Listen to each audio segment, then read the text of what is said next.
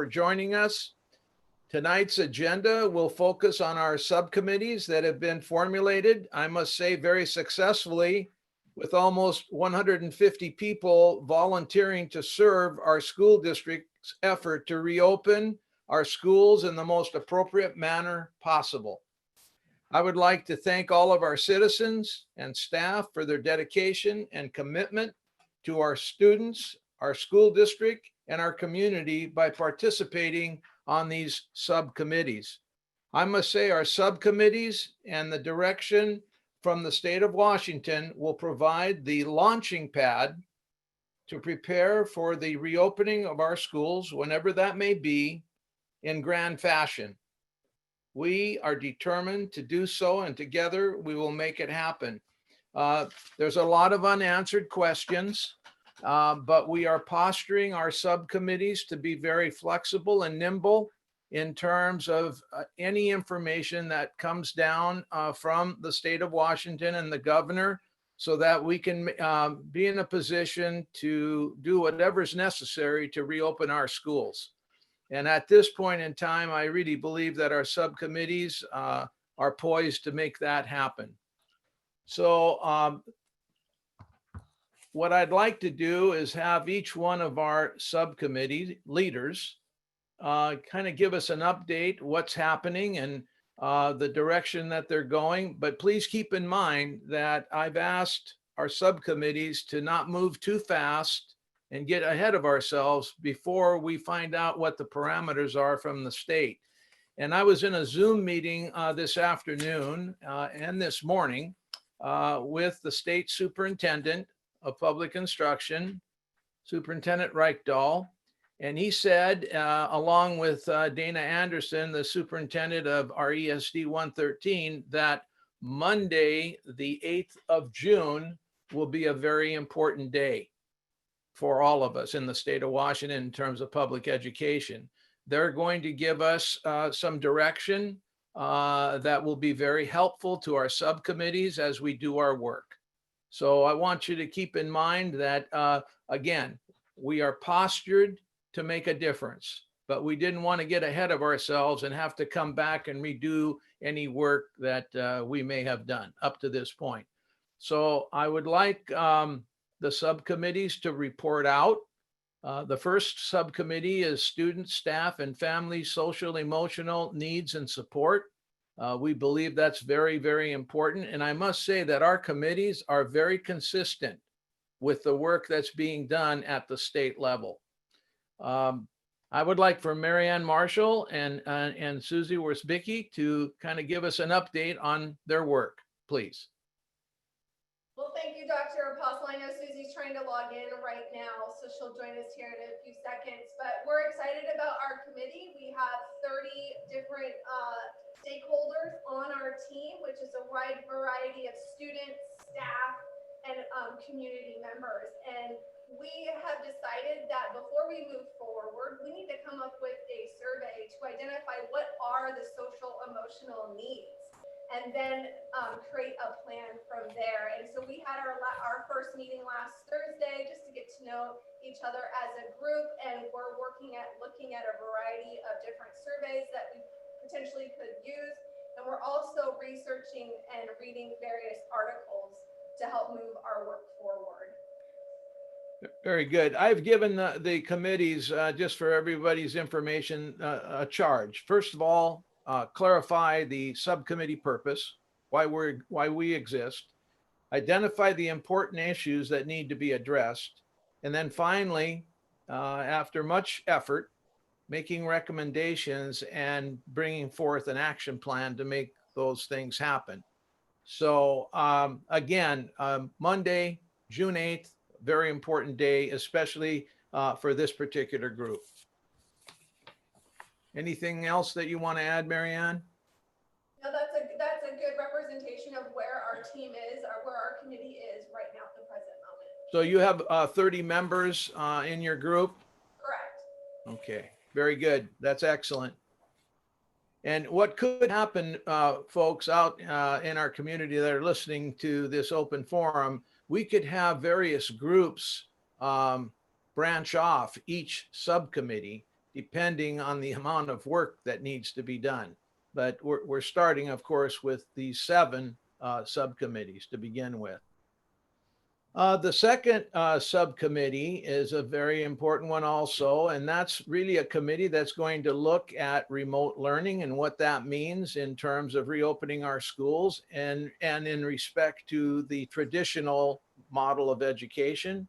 And their focus is going to be on the instructional piece. How are we going to communicate and support and work with families and students as it relates to remote learning? And how will that mesh with the traditional model that we're all used to? And quite at this point in time, we are taking the position that it could be a little of each as we move forward, but it may be completely different.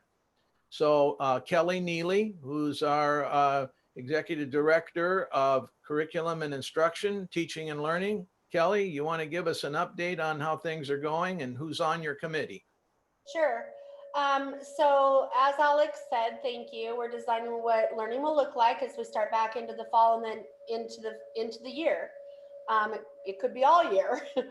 I have 42 people on the committee, teachers, parents, paraeducators, tribal representation, students, community members, counselors, special education teachers, administrators, union representation, secretaries, HR, assessment, academies and CTE representation, tech representation, EL support, which is our English learners, somebody from Gear Up, and I've sent invitations to the school board members so they can just drop in when they have time and want to be there. So 42 people in all, Oh. which is It may take all of those 42 people before it's over. Yeah. One of the things that I'll talk to the committee, our first meeting is on Thursday. One of the things that I'll talk to them about is we probably will break up for certain things into like groups, like parents and community members, administrators, teachers, because we all have different pieces and different views that we're bringing to the table. So Sure. I want to make sure that everybody gets to share. Important issues, as Alex said, he broke it into 3 things: purpose of the committee, important issues, and recommendations. So the important issues that I've come up with so far, and then the committee is going to add to them, so it will probably expand exponentially, is, in my mind, it's the worst case scenario, but it's remote learning, full remote learning. So we're going to address that first, full remote learning. Then we'll probably address a blended model. So some online and some in person. And I'd also like us to take a look at a third thing, which would be, what do we do if we do eventually go back full time and then we have a rolling outage because the virus has brought itself back. Sure. So how do we transition quickly from being traditional back to all online, all schools, one school? How do we look at that? And then, of course, you're probably going to take a look at potential schedules where, you have some students coming on certain days, the rest coming on another day, Yes. different schedules to accommodate the social distancing issue, if that's still an issue, and it probably will be. Right. But that will have to be investigated also. Right. So what I have down so far is accessibility, equity, teachers who are unable to come to return face to face. How do we deal with childcare? Parents, will they have childcare? Will our teachers have childcare?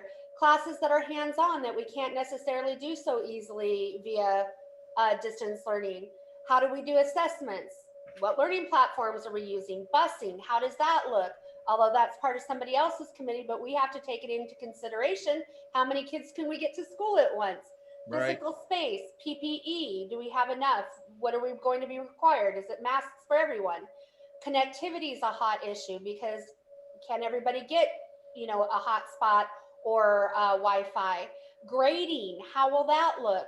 Recesses, lunches, packets and returning work. Some kids might need packets. How do we get the work back regularly? Parents who don't want to send their students back to school due to health concerns.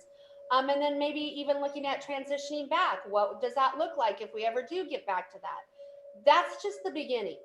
Right. And it's regardless of the direction that we get from the state, there's a lot of work to be done in a relatively short period of time. So I'm I'm glad we're geared up for this kind of work through our subcommittees, and we will monitor things that come down from the state and we move forward.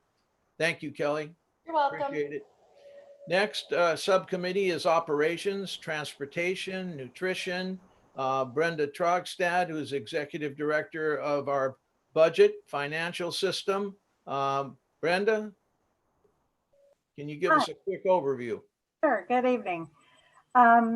We have had 2 meetings last week. I started with Catherine Ward, our Director of Food Services, and then Holly Tucker, our Director of Transportation, and Robert Aaron, our Director of Maintenance, because they're the key players.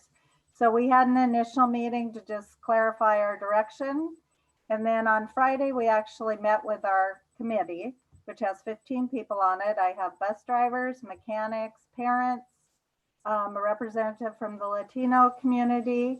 I have representation from principals at elementary, middle school, and high school level, and then some more food service representation. So we had some great discussions on Friday of different things that guidelines are coming from state transportation and state child nutrition right now. And one of the things is right now they're recommending you would have to take a temperature of the student before they get on the bus. The bus driver cannot leave a bus. That's against the law. So we were trying to work through how that would function. And then to keep the social distancing right now, a bus that normally would carry about 80 kids can only carry 14 under the current guidelines that we're hearing. So there's just that type of thing to work through for child nutrition. Right now they're telling us we probably couldn't use our cafeterias because of the social distancing. We would have to have prepackaged food, that type of thing. So it's an ongoing process. Catherine Ward is actually on the state committee also. So we're getting firsthand what's coming out for child nutrition from her. So we will continue on as we keep going here. Yes. Thank you very much for your effort and the effort of the committee. It sounds to me that we're right on top of things. And as more information is provided, we will make adjustments as we see fit. And that's the essence of why we have these committees. The next committee is the policy review and reform to accommodate a transitional model of education. We know the educational model is going to be different. And of course, policy to support that model is also very important. And Carrie Davidson, one of our board members, and myself are the leaders of that committee. And I sent out a letter earlier, towards the end of last week, indicating to our committee that our attorney is reviewing all of our policies currently. And we wanted to wait until we had more direction from the state in terms of what they wanted us to do in terms of reopening schools before we addressed any policy modifications or revisions. So we'll be meeting towards the middle of June to start that process. And I believe, like I mentioned earlier, Monday, June 8th is going to give us some good information to move forward in terms of what we might have to do regarding policy. Next, we have the Safety and Security Subcommittee. We're going to be discussing student staff protection against the virus, protocol for sanitizing and disinfecting our school buildings, systems to deal with the reemergence of the virus, and among other things. And we have our subcommittee leaders, Karen DeWitt and Robert Herron. They've got about 25 people on that committee. At least that was the last count. Is that correct? Yep, that's pretty close. And we met May 29th and we welcomed all our new committee members and talked about why we were all getting together. We clarified your 3 areas of focus, kind of talked about our risk levels. So for example, like risk level 1 would be that we're just virtual learning. Risk level 2 would be we'd be in the schools with maybe social distancing, and risk level 3 would be more like back to normal. And that's coming from the CDC guidelines.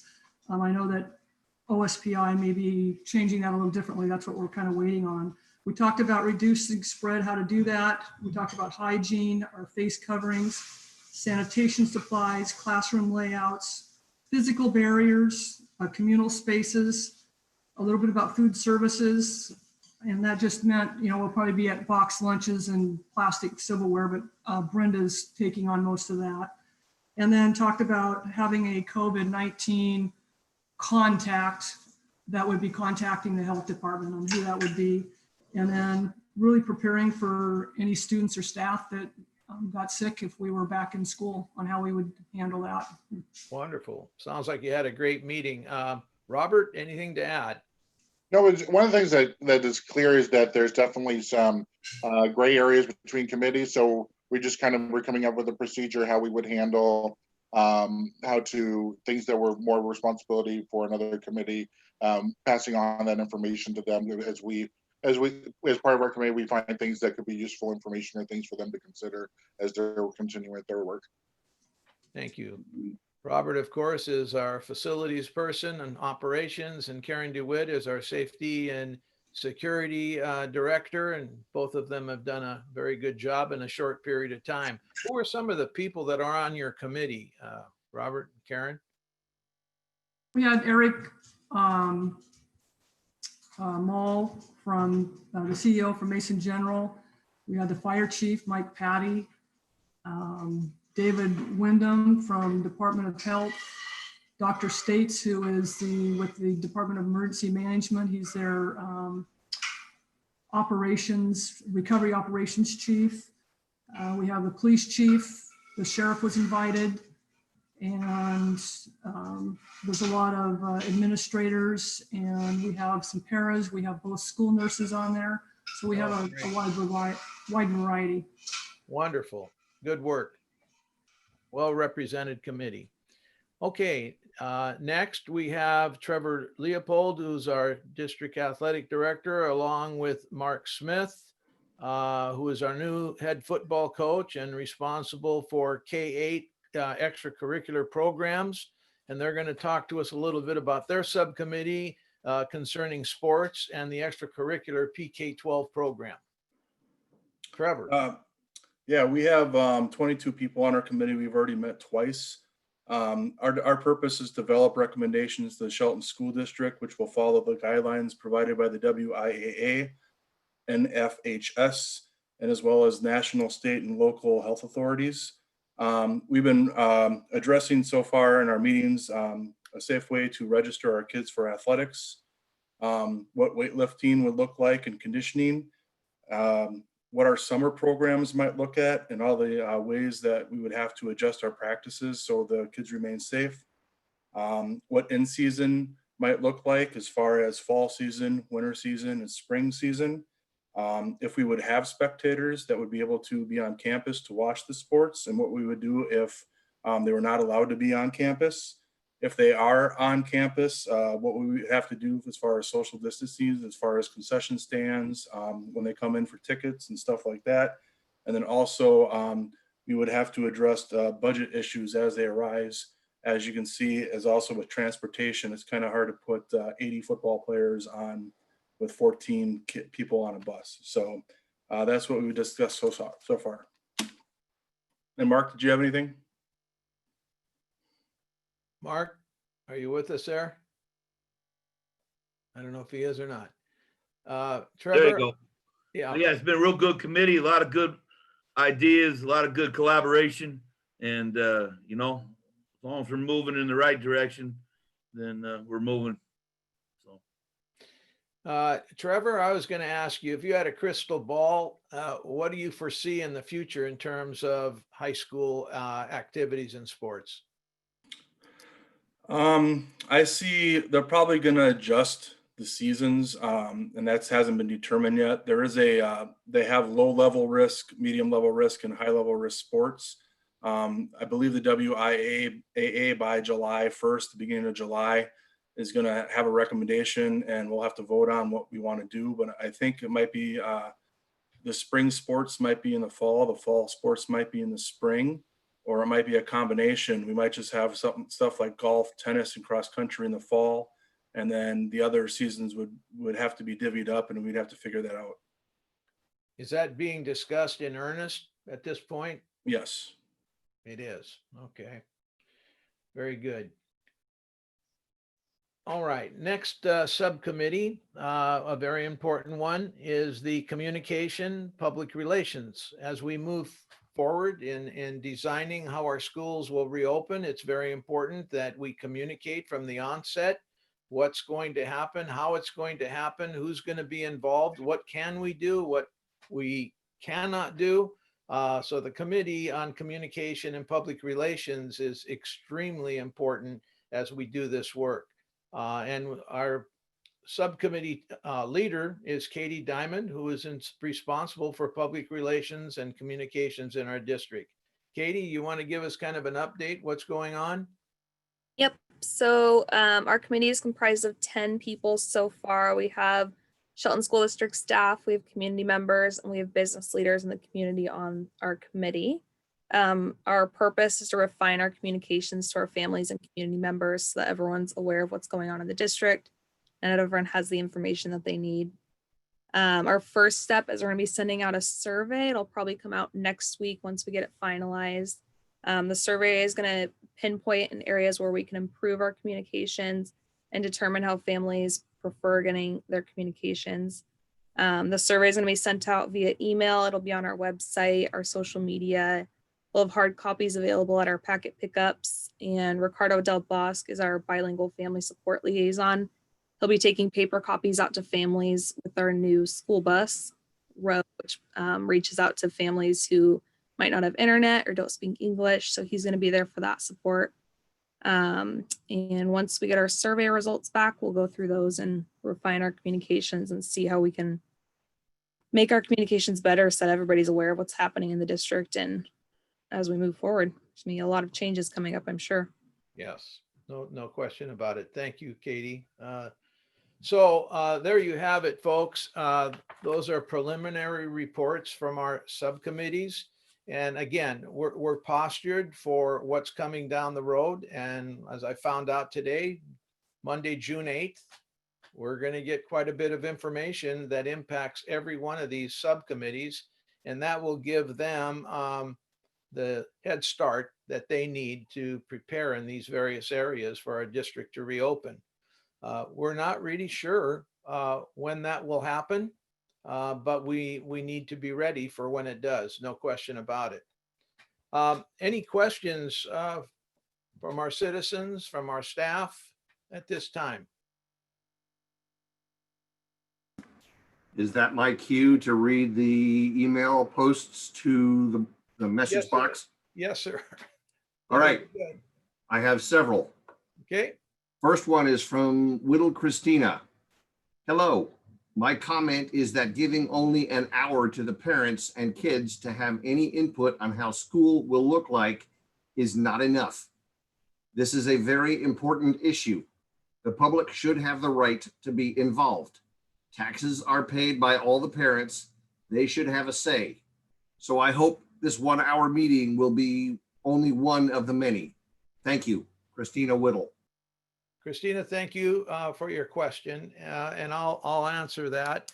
As we've mentioned this evening, our subcommittees are one way to get community input and involvement, and I welcome you to participate on any of those subcommittees. That would be a good way to really have an impact on our opening of schools. We're also, as I've mentioned a few times tonight, awaiting direction from the governor, from the state superintendent, in terms of what we can and cannot do. A lot of the different things that are going to be implemented in opening school are going to be decided at the local level within certain parameters that the governor and OSPI will determine. So we plan on having quite a few open forums. We'll probably have another one this month, depending on the information that we get on Monday. So I'm in agreement with you that an hour once a month is not sufficient, but our subcommittees are geared up to invite people into the process to voice your opinion. And as Katie mentioned, she's going to be running a survey to find out more information from parents and the community in terms of what they expect from our schools.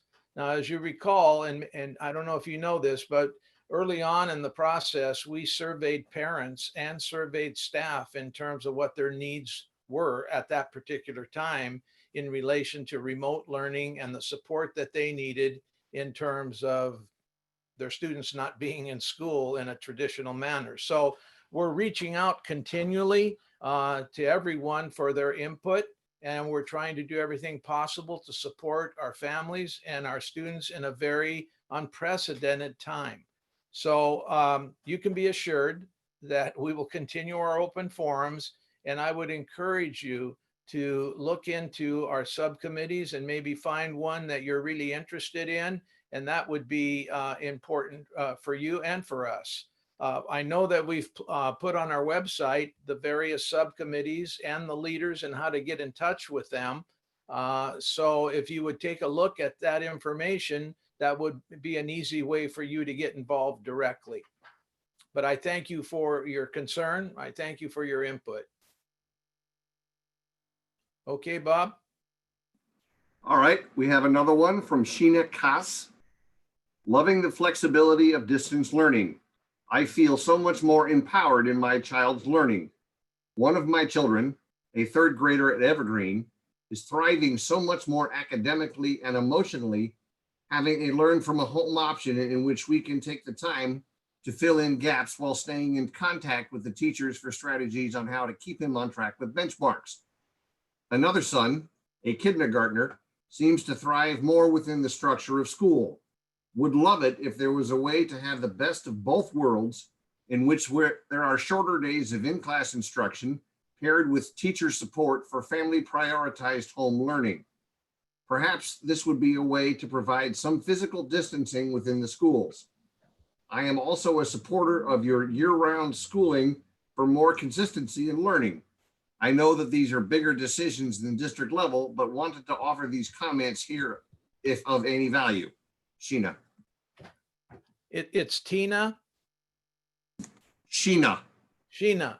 Well, Sheena, I appreciate your input, and I think you could get your wish in terms of a combination of remote learning and the traditional classroom, especially when we reopen schools initially. But Kelly, do you want to respond at all? Sorry, I was muted there for a minute. Yeah. Yes, we definitely are going to be looking at all those options. Some will probably be here to stay, some not, depending on the situation. And we're going to be completely open to all of that input. I think that what we're providing in the summer too is we'll still keep all of our programs open so that if parents are using Dreambox or something like that, that'll all be there for them to use. So there will be a continuous thing throughout the summer. Thank you. I appreciate that question also. Thank you very much. Okay, Bob, for some reason, I'm not on Zoom. I have audio, but no, I don't see my picture on here. I see you. You do? Yes, sir, I do. Okay, that's fine. That works. Okay, the next question, please. Next question is from Bobby Simon Tachi. My question is simply, can you please open the schools and allow the kids to come back full time? The kids miss their families and teachers, and I, as a parent, miss the structure for our children and the partnership with the teachers. Thank you. Well, I couldn't agree more. And if I could independently open the schools again, I sure would. But taking into consideration the health and safety of our staff and our students, that decision is a decision that will come from the state, from the governor, and from the superintendent of public instruction. But there's no question we're all feeling the same as you do in terms of getting back to a normal life and a traditional school day. School will never be the same. I don't believe it will be different, but we're all looking forward to the time when school will reopen so we can continue to educate our students. No doubt. Thank you. Any other questions, Bob? Yes, sir. I have two more. Yes. One is from Randy Lewis, which appears to be a follow-on to a post for the last meeting. His comment is, last time I asked you a question, I just have one follow-up observation. Pretty much everyone has a quote, math brain, end quote, especially kids. All they need is guidance and the confidence to believe that can do math. The ability of students to understand math is not a function of maturity. It is a function of giving them the proper tools to succeed. Thank you. And Randy, thank you for bringing forward the mentoring program. And I think that program, I know it will become very impacting as we continue to finesse that program, but I couldn't agree with you more in terms of how important math is and that everyone can learn math at various levels, of course. But I think the mentoring program that you've made us all aware of is a critical piece to making all that happen. And I thank you for that. Kelly, anything you want to add to Randy in terms of the mentoring program and math in general? We definitely are looking at all of our things with math, especially as we roll into this new model. And I would love to continue working and having the mentoring program. I find it particularly attractive, especially with the remote learning part. Kids need a lot of help and support. And we have a lot of work to do in the area of math throughout our school system. And so anything we can do to support our students and support our teachers in the area of math and reading is very much appreciated. Okay. Anybody else want to respond to Randy? Oh, no.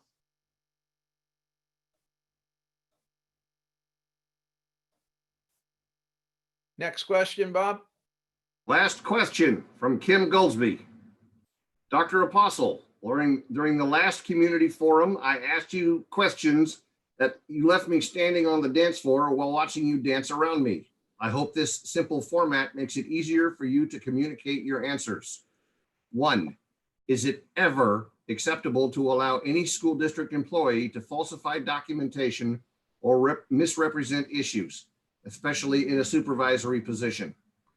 2, would you please explain how integrity comes into play in your decision-making policies and who holds you accountable when community members believe your decisions may not hold that line? 3, I believe leadership guides us through communication and interaction among all entities of an organization. This philosophy normally creates an atmosphere without fear of retribution and brings successful resolutions. I would like to know if members of your administration are allowed to interact directly with school board members concerning school district issues outside of board meetings.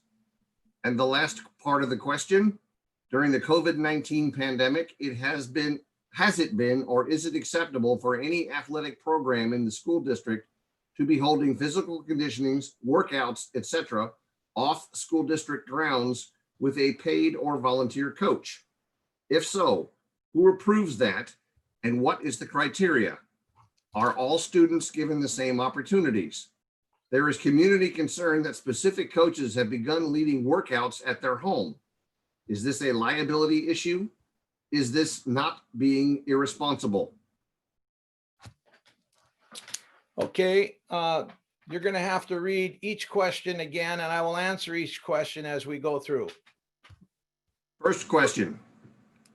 Is it ever acceptable to allow any school district employee to falsify documentation or misrepresent issues, especially in a supervisory position? Absolutely not. And we don't allow it. We don't allow that. Second question. Would you please explain how integrity comes into play in your decision-making policies and who holds you accountable when community members believe your decisions may not hold that line? I always operate with the utmost of integrity in everything that I'm responsible for in my role as superintendent. I've been doing this work as a superintendent and assistant superintendent very successfully for 22 years in various districts, and my integrity has never been questioned by anyone. including school boards or to people that I reported to. Integrity is a hallmark that I subscribe to in everything I say and everything I do without question. Third question. I believe leadership guides us through communication and interaction among all entities of an organization. This philosophy normally creates an atmosphere without fear of retribution and brings successful resolutions. I would like to know if members of your administration are allowed to interact directly with school board members concerning school district issues outside of board meetings. The way the system works, I report to the board directs my work, I direct the work of my cabinet and my administration. That's the way outstanding systems work. It's a chain of command. And if it's not followed, you have chaos. And I'm happy to say and proud to say that our administrators know that. And it would be the exception rather than the rule. I'm not saying that they can't speak to board members. They can. They can be cordial. They can be polite. But when it comes to school business, they come through me or their supervisor, and then I report to the board. That's the way systems work. Okay. Last question. Yeah. During the COVID-19 pandemic, has it been or is it acceptable for any athletic program in the school district to be holding physical conditionings, workouts, etc., off school district grounds with a paid or volunteer coach? If so, who approves that and what is the criteria? Are all students given the same opportunities? There is community concern that specific coaches have begun leading workouts at their homes. Is this a liability issue? Is this not being irresponsible? My answer to that is that we found out about something concerning those issues and we stopped it immediately. And no, we cannot do that. We've made it clear to all of our coaches that they cannot practice on campus or in an organized fashion in any of the coaches' homes or what have you. We put a stop to that. And it was a matter of being clear in terms of what we have in place in terms of expectations and standards. During the pandemic, that's off limits. You can't do it. We stopped it immediately. Thank you for those questions. That is all the questions posted to the mailbox. There are a couple of chat comments that have been posted to the YouTube feed, but unfortunately, we've lost the context of which those posts were made in. I don't understand, Bob. The YouTube stream is approximately 25 seconds behind the live Zoom feed. Okay. Therefore, there were comments posted to the YouTube stream regarding things that had been said by prior responders for the various different committees and other things. But there's no context for the comments. If I read them out loud, I can send them in an email, but if I read them out loud, they would be a little hard to understand because we have no context for the comment. Okay. Maybe we can retrieve some of that information at a later date and we can respond. Is that a possibility? I can cut and paste the comments themselves into an email to be sent to you for further review. I can read one of them if you wish, just to show you an example of what I'm referring to. Sure, go ahead. First post by Carlene Twitty. That's why I'm here. I want to know as a parent what this will look like. Due to having to change our lives to create this new schooling type. Next post, Carlene Twitty. I understand it is all new, but are there any new possibilities?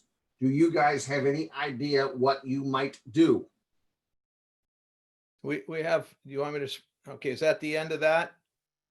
Those are two separate posts by the same person, but the context for those posts came up in previous statements by members of this panel. Oh, okay. Well, we have many ideas and we have plans that we've discussed, but until we get information from the state, from the governor, we can't do anything and place anything in context unless we have direction from the state and the governor and the superintendent of public instruction. That's what we're waiting for. We have many ideas and plans, but we can't implement anything until we get the green light from those people. And I know it's difficult, the not knowing what's going to happen. And we're all in the same boat in that respect. But again, next week should give us some idea of how schools are going to reopen and the parameters that we need to incorporate to open school. Anything else, Bob? Let's see. Carlene Twitty, you guys are doing great. It's just scary for us parents. I'm wondering what is next. How do we get mentor without kids?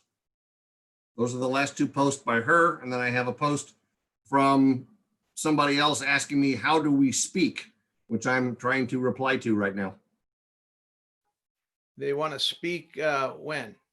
During this session? Presumably, yes. Oh, okay. Well, in terms of the two previous comments and questions, we're going to do everything we can to communicate with parents. I know it's difficult when you don't have all the answers to some of these important issues. That's why we have a subcommittee that's going to focus on communication specifically to make sure that parents and families know what we know as soon as possible. And I know everybody's anxious, and including myself, to find out how to move forward. So we'll do our best to keep you informed. Thank you for your comment. Alex, this is Dr. States. May I make a question or comment? Yes, sir. So I have a question for Trevor Leopold and Mark Smith. So as part of the Mason County Emergency Management, Ross has asked us to come up with some type of online educational keep moving thing for kids. We found Camp Kinda. I know that's not necessarily approved by the school district, but our mental health BHR folks have vetted that pretty well. But I'm just curious, and I don't need that information right this minute, but if there's some way that if you see programs that, like Ross said something like, is there a Zumba class where a bunch of kids can get online and do their thing socially, but still be moving and moving? Because we know that there's too much sitting around. We know the kids after the huge tsunami in Japan, there was a much higher increase in type 2 diabetes. And so we know we're going to have problems with that. And I'm really looking forward to any suggestions and glad to work with you on creative problem solving to get kids moving. The other piece is that when I'm really interested in brainstorming how we change, if we go back to this distance learning thing that we've been doing now, how we adapt and tell kids that we need to move forward with sports. I mean, I'm envisioning soccer with circles on the field and everybody stays in their own circle, but you still dribble and pass and shoot. I mean, and so I just want to communicate with you guys that we have got to get the kids moving, and I want to work with you on that. And the whole county needs that. Well, bigger than that. So please, Alex can give you my email and let's chat. Thank you. Well, Doctor, thank you, number one, for being involved in our open forum, and thank you for taking an interest in everything that's going on, not only in Shelton, but throughout the county. We appreciate your contribution very much. And Trevor, do you have anything you want to add here for the doctor? I was going to say, yeah, the great thing is we have been talking a little bit about that as far as being able to video some stuff and get it out there. The other thing is we have some really good physical education teachers in our district. And with our new facilities that we're building, especially the new wrestling room and the other facilities that we have some really good staff members that we actually have a certified Zumba instructor and a certified yoga instructor who would be able to get online and create videos like that. So that is something that I'm very willing to talk to you about, and I'm sure we could talk soon about it. That's very neat, actually. I know our law enforcement group is really active in wanting kids to have activities and stuff, and we can use our Mason County website for, they want to put some videos up and stuff, and of course you'd put it up on school district as well. But yeah, let's chat down the road so we don't hold everybody up. But thanks for your interest, and I'll look forward to working with you, with your I team. could really use a Zumba class myself right now. Yeah, well, I just did my stationary biking. That's why I'm probably glistening with sweat. But anyhow, that's the advantage of teleconferencing. You can't tell. Well, Dr. States, I'll give Trevor and Mark your email address, and they'll make contact with you. But I really appreciate you being here and being involved with our school district. You bet. And I appreciate the interest that you guys have done with our school task force, which meets tomorrow at 2, just a reminder. So thanks. Thank you very much. Anybody else? Bob, anything that's come in? I think there is one person who is attempting to call in to ask a question live on the Zoom meeting. A gentleman named Eric Forsyth, but I'm trying to find out whether he's already a participant in the meeting. I have one phone number showing up, but he's communicating with me on text for the YouTube that he's trying to call into the meeting to be able to ask a live question. Okay, what are the chances of that happening? The meeting information to call in is posted on the district website, so it is available for people to use. Okay. Does anybody else have any comments that they would like to make? Cabinet members, our subcommittee leaders, anything that you would like to mention? Well, Alex, this is Susie Worsbicky. My apologies for leaving Marianne in a lurch. I was trying to zoom in, and then my lovely husband decided it was a good time to switch out some lights. And so there went the power in the house. And so now maybe he and I need our own social emotional committee. Okay. But my apologies for standing you up, Marianne. I'm sure you did a great job. Okay, Susie. Is there anything you want to add, Susie? Oh, no, I think we have a great committee with lots of diversity and a good cross-section. I think we'll end up with work groups that do a good job in each building. I love that there's already MTSS groups working in each building, so there's a good pairing to go back into that place. I'm excited to work with the families, and I'm really excited to get the voice of the students attached to what it's like to move through this transition. We've got some great pairings going along with the American School Counselors Association and the Washington Schools Counselors Association. So probably all the things you just heard.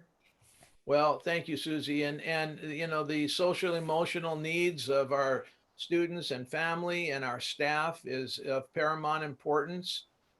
We started all this back in March, where we said that the safety and security of our people, of our students and our families was a priority one, and that has not changed. It is priority one. And so this committee, on student, staff, and family social emotional needs and support, is a very, very important foundational program that we need to implement to support our people. So I know we're going to do our very best to do that.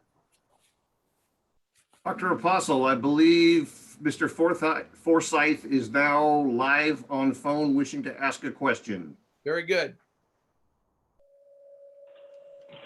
Well, it's more of a comment. I just wanted to say, kind of be a little bit in against kind of maybe the sentiment that things were so great before. I'm really enjoying the things that are coming out of this that maybe were unexpected, such as being able to connect individually with teachers. My 2 kids seem like they're doing really well with the distance learning model, and it's something that I would strongly suggest we think about continuing, maybe even in summer vacations. And I wanted to thank the IT staff for making the Chromebooks available. But it's definitely a very nice tool to have, at least in terms of what we're doing with family engagement and really getting the parents involved in their kids' education. And now it's not just something we let the schools deal with. Now it's kind of a family effort. And I think we're going to see good outcomes in the future in terms of graduation rates and attainment. So I don't have such a rush to go back to the way things were, but I would really encourage that we think about doing kind of the all year round schooling, or at least with this kind of enrichment piece or additional during the summer to prevent backslide and to help engage the parents and their kids' learning. Thank you. I couldn't agree with you more in terms of everything that you said, Eric. I'm with you, and I know a great majority of our staff feels the same way. I think a lot of good is going to come from this. It's a very difficult time, but I believe we're going to be stronger as we move forward in terms of educating our kids. So thank you for your comments. Appreciate that. Anybody else out there have a question? Comment? There are no more emails posted to the mailbox, and I have no more comments on the YouTube feed. Okay, very good. Let's see here if there's anything else. I just want to let the community members and the staff that have tuned in this evening that, again, we're going to have information next week that is going to be very important. And we will communicate with the entire community in terms of the direction that we receive next week. I think Monday is going to be a big day, June 8th. But I think information will be coming out all week. And our responsibility, of course, will be to let the subcommittees know what's going on, along with the entire community and our staff, so that we're all on the same page as we move forward. So next week's going to be a big week. And the way it looks, I'll be scheduling another community open forum later in the month to recap where we're at in terms of this new information that we're going to receive next week. I'd like to thank everybody for tuning in, and this will conclude our open forum. Thank you very much.